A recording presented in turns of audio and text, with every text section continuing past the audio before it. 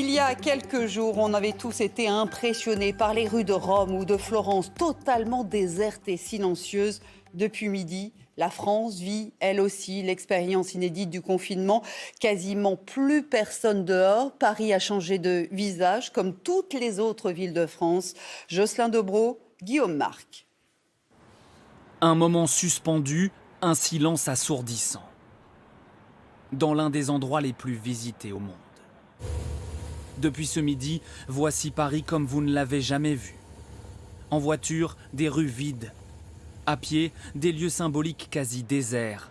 De la place de la République au quartier de Montmartre. Des moments rares qui prendront place sans doute dans les livres d'histoire. Là, il n'y a pas de livreur, il n'y a rien qui s'ouvre. Il reste quelques poubelles. Vous voyez, il n'y a pas un chat, personne. Il y a quelques pigeons qui mangent quelques miettes, c'est tout. Partout en France, les mêmes scènes presque irréelles. La promenade des Anglais à Nice, le Vieux-Port à Marseille, la place de la Comédie à Montpellier ou encore la place de la Bourse à Bordeaux.